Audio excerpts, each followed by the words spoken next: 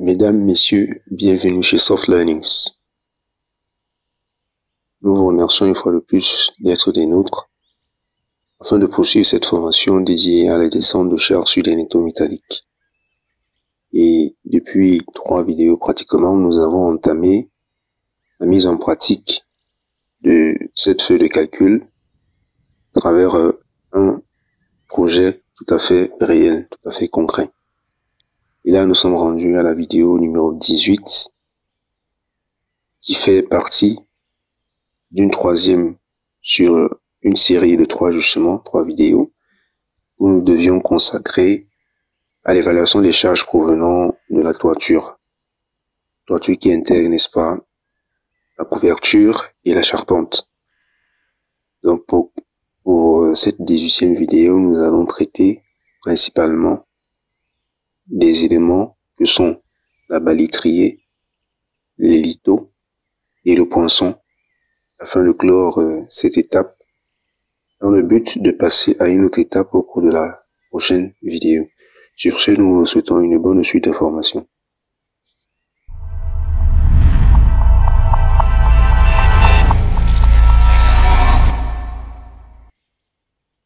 Donc, quel est l'état actuel de notre feuille de calcul Excel?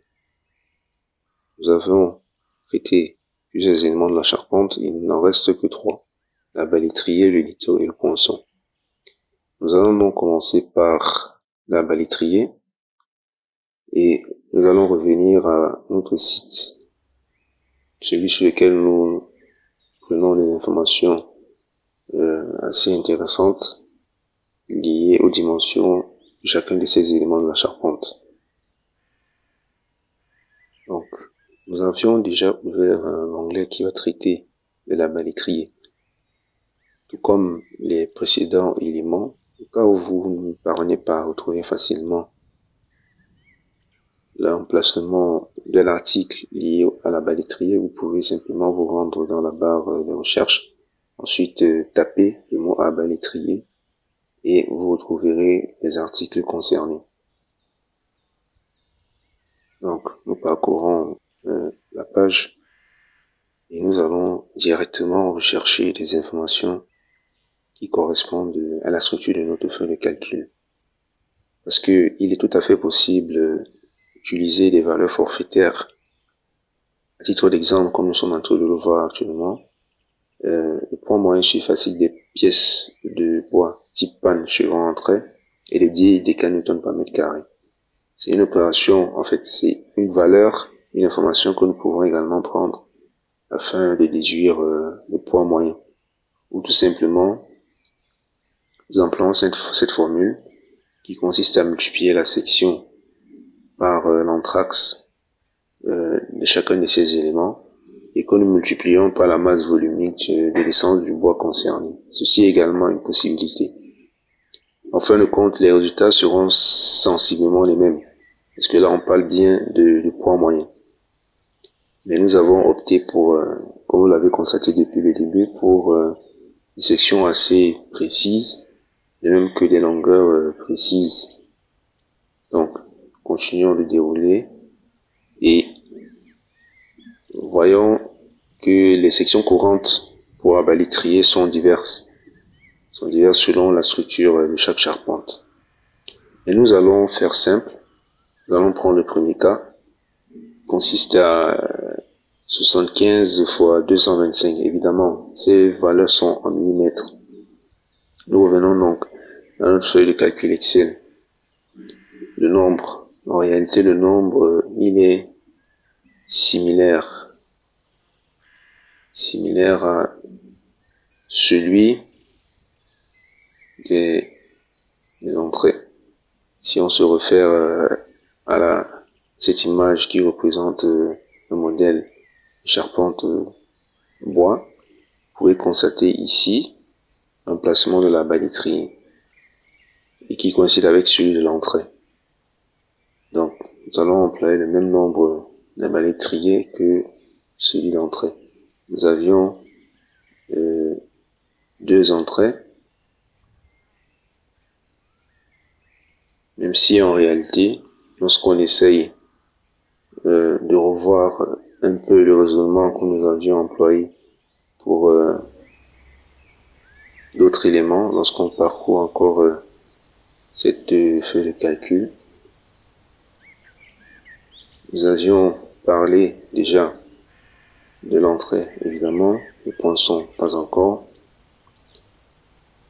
Et en principe, le nombre que nous devrions avoir pour justement la balétrier, comme nous l'avons dit, sera similaire à celui des entrées. Alors, on revient à la feuille de calcul Excel. La balétrier, mentionnons 2. Pour ce qui est de la longueur, lorsqu'on revient au niveau de l'image, elle peut être assimilable à celle des chevrons. Ça peut être une méthode tout simple afin de nous faciliter un peu la tâche. Donc, la longueur, nous allons prendre 2,80 de la même manière que nous l'avons remarqué ici au niveau des chevrons. Et poursuivons la hauteur. Et bien ici, la hauteur, si on se réfère à cette image à section, pourrait être le côté qui est directement vertical effectivement et qui prend appui sur le chevron. Donc, la hauteur ici, c'est 225 mm. Donc, lorsque nous allons diviser par 1000 afin d'avoir une valeur en mètres, nous allons obtenir 0,225. Tandis que la largeur, c'est 75 mm, donc ça nous donne 0,075 mètres. De ce fait, le poids, plutôt d'abord le volume, sera égal au produit entre le nombre d'éléments par la longueur, par la hauteur et par la largeur. Nous avons un volume approximatif de 0,09 m3. Ensuite, le poids. Ici, il va dépendre du poids volumique de l'essence que nous employons. Et nous allons préférer un bois assez robuste, en l'occurrence le chêne, vu l'emplacement de cet élément qu'est la balétrier. On peut percevoir que la charge qu'il va reprendre sera assez importante parce qu'il semble avoir un effet de poinçonnement sur les pannes de rive. Donc, nous avons le poids volumique que nous multiplions par le volume ainsi calculé. Nous obtenons une valeur de 0,67 à peu près kN. Voilà donc pour ce qui est de la balétrier. Avant de continuer cette vidéo, nous souhaitons vous présenter la plateforme de formation www.softlearnings.com. Sur cette plateforme, vous aurez l'ensemble de notre catalogue de formations pour vous accompagner dans l'acquisition de nouvelles compétences, mais aussi l'ensemble des outils et des solutions métiers développés pour vous aider au quotidien dans vos différentes missions. Vous avez aussi la possibilité de réserver vos places pour nos différents séminaires que nous organisons tout au long de l'année en venant simplement dans l'onglet séminaire et en choisissant le séminaire auquel vous voulez participer. Nous souhaitons par exemple prendre une formation, nous allons cliquer dans l'onglet formation et nous allons choisir cette formation que nous souhaitons ajouter au panier. Vous pouvez simplement cliquer sur ajouter au panier ou si vous souhaitez avoir la description de la formation, vous allez cliquer sur voir plus. Dans cette description, vous aurez l'ensemble du contenu de la formation où vous avez la possibilité de voir les 2 premières vidéos de la formation, mais aussi la description de la formation et l'ensemble des outils qui sont mis à votre disposition pour la formation. Une fois que vous êtes convaincu, vous allez simplement cliquer sur ajouter au panier. Et lorsque vous ajoutez au panier, vous allez aller dans votre panier. Dans votre panier, vous allez attribuer ou bien mettre votre code promotionnel si vous avez, afin de bénéficier des réductions et cocher cette case pour accepter les modalités de vente et vous allez procéder au paiement. Lors du paiement, vous avez 3 possibilités. Donc, soit vous pouvez prendre un paiement pour 6 mois, pour 12 mois ou pour 24 mois. En fonction de celui que vous allez choisir, vous pouvez choisir pour 12 mois ou pour 6 mois. Ça dépendra de vous. Au niveau des paiements, vous avez un paiement par carte bancaire si vous possédez une carte bancaire. Et au cas où vous n'avez pas de carte bancaire, vous pouvez payer par mobile money. Et si vous souhaitez bénéficier de 20% de réduction sur tous les achats que vous allez faire sur la plateforme, vous allez simplement payer par des softcoins. Comment faire pour recharger votre compte de softcoin? Vous allez simplement venir dans l'onglet softcoin à ce niveau. Et lorsque vous arrivez sur cet onglet, vous pouvez sélectionner votre recharge ou entrer une recharge personnalisée à ce niveau. Nous allons simplement choisir que nous voulons recharger de 140 euros. Vous allez cliquer sur recharger. Et à ce niveau, il sera question pour vous de pouvoir entrer vos informations bancaires ici pour faire votre recharge. Une fois que la recharge est faite, vous allez revenir dans votre compte pour voir où se situe le reliquat ou bien votre compte de coins. C'est dans votre compte personnel, mes coins. Et vous avez l'ensemble des coins qui vous est attribué ou bien que vous avez acheté. Vous pouvez maintenant payer vos formations avec cela. Et si vous n'avez pas de compte, n'hésitez pas à regarder notre liste de partenaires dans les différents pays pour pouvoir recharger votre carte bancaire, votre compte coin autant pour moi. Ou alors vous pouvez nous écrire à contact@softlearnings.com et nous allons vous donner la procédure pour pouvoir recharger votre compte. Très bien. Le prochain élément, c'est justement le lito. Alors, avant d'identifier le nombre, nous allons rechercher les dimensions qui le caractérisent. Et pour ce faire, nous allons vous recommander un autre site assez intéressant pour avoir des informations ayant trait à la charpente. Alors, il s'agit du site charpente.oreca.fr. Et là, vous allez obtenir des informations tout à fait intéressantes. Donc ici, ce qui va nous intéresser, ce qui va attirer notre attention, ce sont les dimensions. Et là, vous voyez le type, plutôt les sections varient selon le type de couverture. Étude canal, c'est justement notre cas.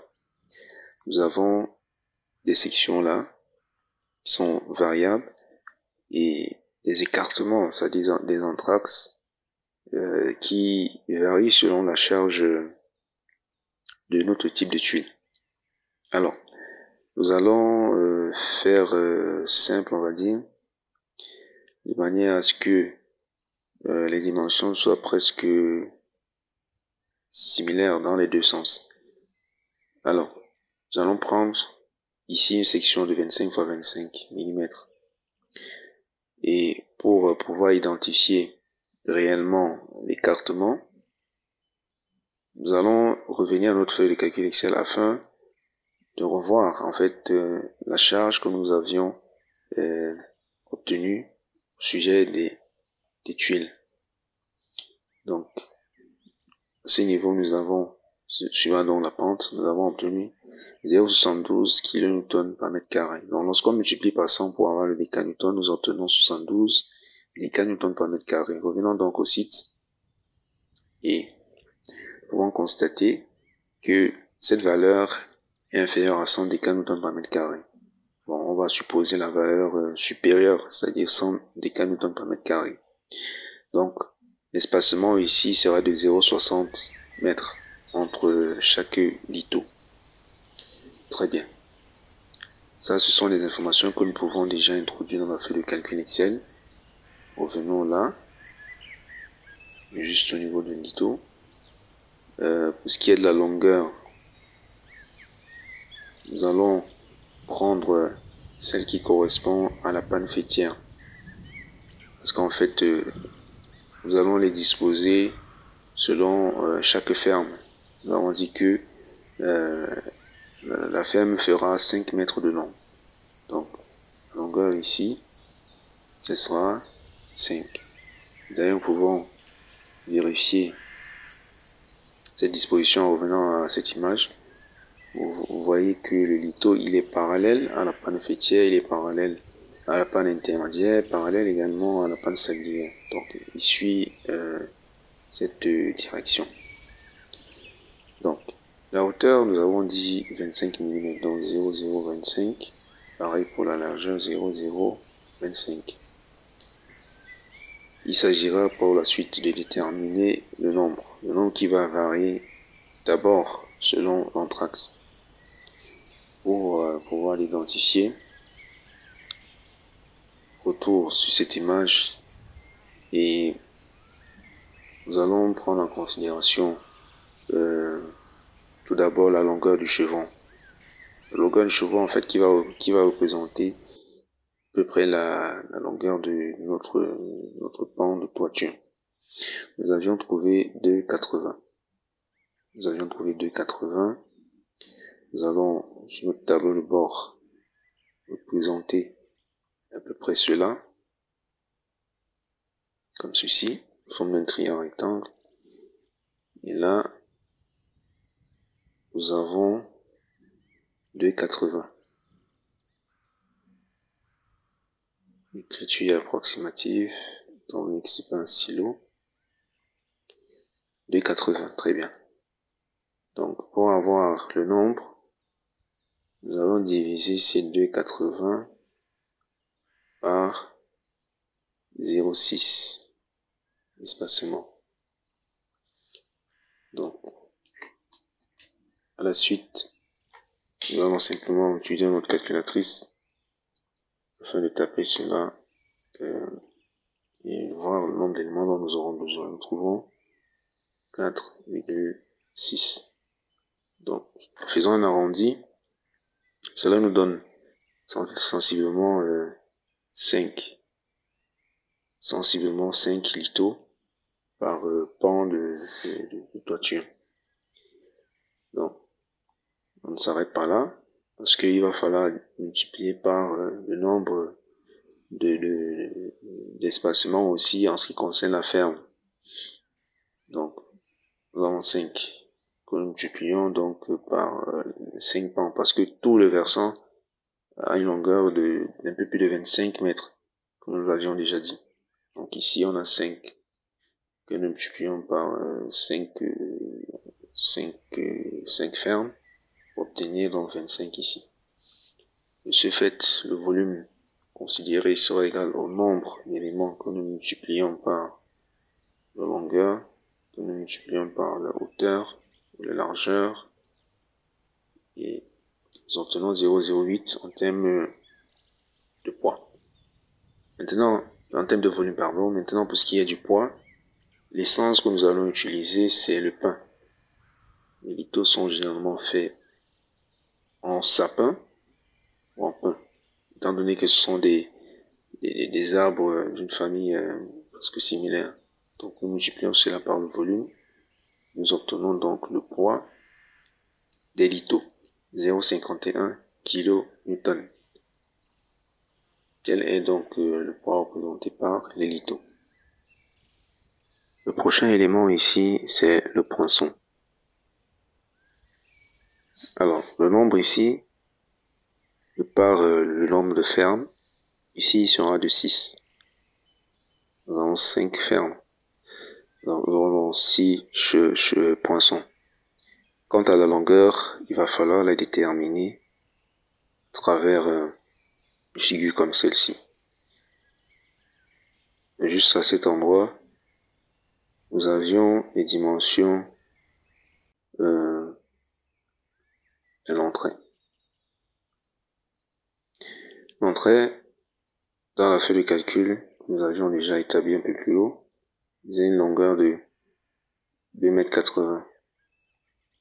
Mais nous pouvons aussi nous simplifier la tâche en profitant de l'inclinaison qui est déjà connue.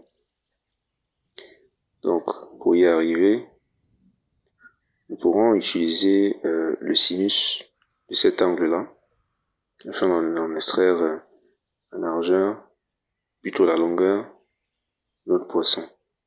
Le sinus de 15 ici sera donc égal à cette longueur que nous recherchons, nous allons l'appeler H,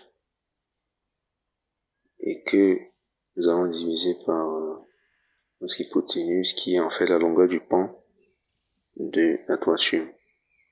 Donc, la déduction, la longueur de l'élément, ce sera 2,80 multiplié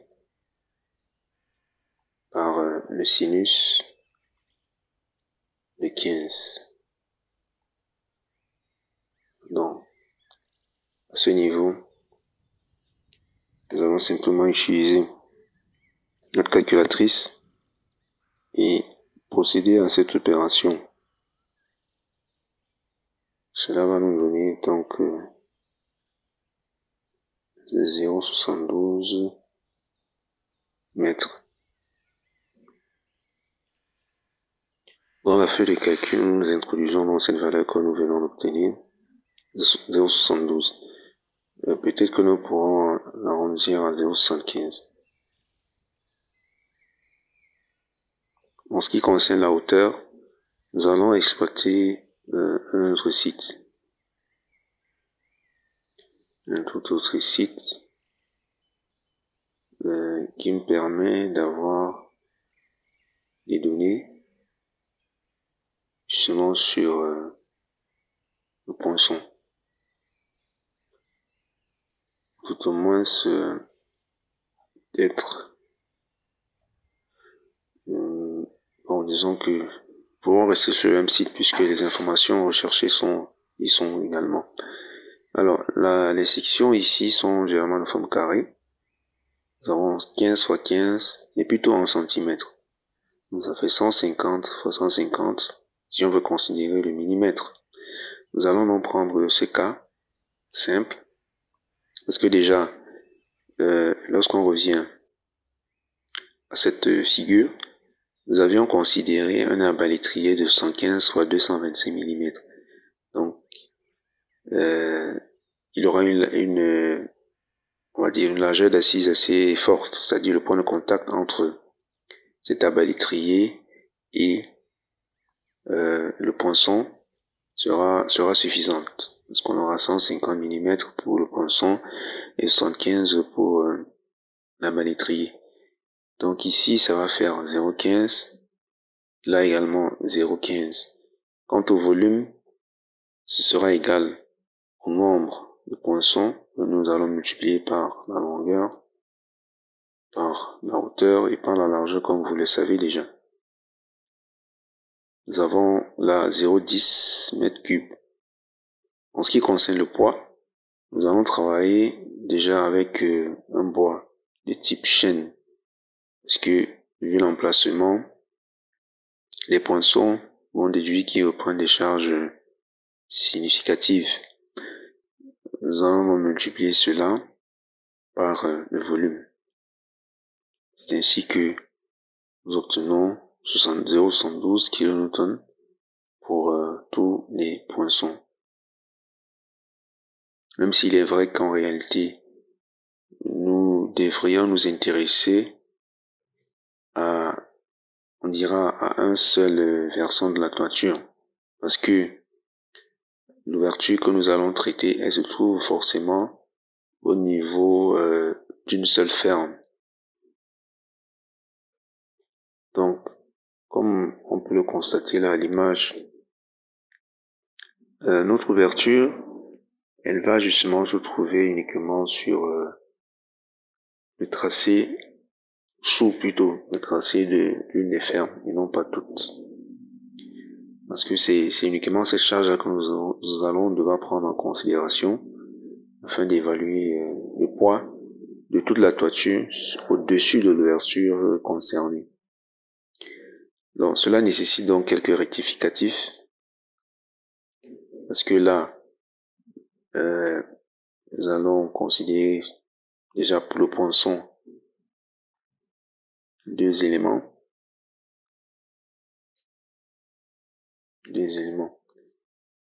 Et même jusque-là, la charge ne va pas directement s'appliquer au-dessus de l'ouverture vu que l'ouverture est comprise entre les deux chevrons. Ce sera juste une approximation, une surestimation, nous dirons, sachant que même pour ce qui est des éléments que nous avons pris en considération, nous n'avons pas une idée très exacte de ce qui a été réalisé. Donc, ce sont des valeurs forfaitaires, on va dire, que nous avons pris en considération. Pour le litho, nous allons ramener le nombre ici à 5. Travaillons sur une seule ferme. En ce qui concerne la balétrière, nous allons le laisser à 2 en termes de nombre. Pour les pannes intermédiaires, nous avions dessiné 2 que nous avons multiplié par 5. Et ici, nous allons limiter à 2 pour notre versant. Ensuite, les chevrons, tels qu'ils sont représentés, ils doivent normalement se trouver sur, on va dire, il y aura un certain nombre pour chaque ferme. Et nous avions en fait obtenu un 25 que nous avons divisé par 0,5. Nous avions rajouté un chevron. Donc, ça concernait en fait la longueur de tout notre versant de toiture. Mais ici, nous allons faire simple. Nous allons limiter à une seule ferme également. Et pour ce faire, il s'agira de considérer uniquement, allons bien là, les chevrons. D'après cette représentation, nous allons considérer juste 10. Alors, nous remontons au niveau des pannes sablières. Là, nous avons introduit le chiffre 5 pour représenter les différentes fermes. Mais nous allons nous limiter à une seule parce qu'on travaille avec une ferme. Ce sera pareil pour la panne fêtière. Et les entrées, nous pouvons les laisser telles quelles, bien que, au même titre que les ponçons, ils soient aux extrémités de la ferme. Et nous allons en fait raisonner un peu comme si tout le poids de la ferme s'applique au-dessus de l'ouverture. Et même jusque-là, c'est un seul versant parce que la toiture, il a 2 versants. Donc, voilà les valeurs que nous obtenons. Et il s'agira pour la suite, certainement dans la vidéo 19, de calculer la surface au sol couverte par la charpente, de même que son poids. Sur ce, nous vous disons à très bientôt. Si vous avez aimé la vidéo, un like nous fera plaisir, des partages nous encourageront énormément et surtout, vos appréciations et vos avis dans les commentaires nous permettront de nous améliorer. En attendant, nous vous donnons rendez-vous dans la prochaine vidéo.